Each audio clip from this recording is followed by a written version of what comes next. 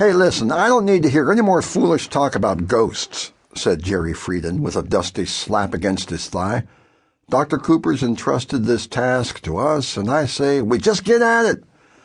"Nobody's talking about ghosts," Bill White drawled from under the brim of his hat. "We just don't want anyone to get hurt," Jeff Brannigan tried to explain, "and that goes especially for you." The three men stood in the middle of an archaeological excavation in a small and narrow valley surrounded by rocky hills. They were wearing brown dust like a uniform. The hot noonday sun was baking their backs. Slow-talking Bill White was the team leader in the absence of their boss, Dr. Jake Cooper. Big Jeff Brannigan was the equipment specialist. Jerry Frieden was the first-time tag-along youthful upstart with more ambition than common sense. Their heated discussion was taking place around a man-sized, seemingly bottomless hole in the ground, a hole that hadn't been there 10 minutes ago. "Listen, this is something extraordinary. It could tell us something we never knew about the ancient Philistines." "Maybe," said Jeff, not too enthusiastically. "Well?" Jerry couldn't believe how these guys were dragging their feet. "An incredible archaeological find opens up right in front of us, and you guys are just going to stand there?" "Well, now, just what interest would you have in archaeology? Aren't you and your money-minded bosses interested in something else that might be down there?" "I'll say we wait until the doc gets back," said Bill with a shake of his head. "Just isn't worth the risk, Jerry," Jeff agreed. Jerry only grabbed the rope he'd secured to their portable winch and stepped toward the hole. "Suit yourselves. This discovery's going to be all mine." Bill put a firm hand on Jerry's shoulder. "Listen, you have no idea what's down there. We don't even know where this hole came from." Jerry only sneered at him. "Spooks, Mr. White, remember?"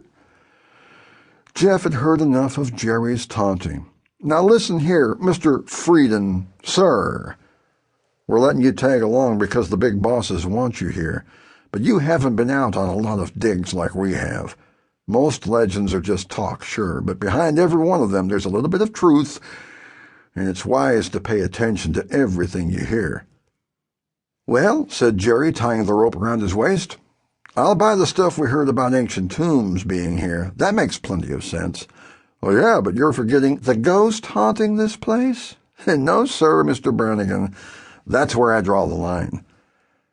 "Not a ghost, you stubborn youngster. That's what the locals talk about, but it could be traps, snares, vipers. Listen, people have been hurt in this place. Dr. Cooper would know more about what to expect down there. Are you two going to lower me down, or do I have to do it myself?" Jeff and Bill looked at each other, and both were sick to death of arguing with this kid. With sighs and shrugs, Jeff manned the winch and started uncranking the rope as Bill helped Jerry move carefully down into the narrow hole. "You be careful now, son," Jeff cautioned. "Where's your light?" Bill demanded. Jerry resented the question. "On my belt, Mr. White. Don't worry about it." "I still have a bad feeling about this," Bill muttered. Jeff made slow, steady turns on the winch as Jerry worked his way into the hole, one groping foothold at a time, disappearing from the waist down, then the chest, then the head, and finally the hat. Bill stood at the brink of the hole, feeding the rope down and peering after the cocky explorer. "Get that light on," he called. All right," came the echoing answer. Jeff let out more and more rope, and soon Bill could see nothing in the shaft but the occasional sweep of Jerry's flashlight beam.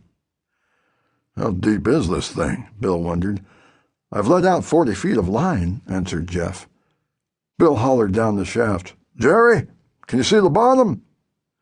Jerry's voice sounded miles away as he called back, "Yeah, I think so." "Hey, you guys are going to like this. There's a room down here, and—" The voice stopped abruptly, and Bill couldn't see the flashlight beam at all now. The rope quivered. "Jerry?" The rope was still shaking as if it had hooked a fighting fish. "Jerry!"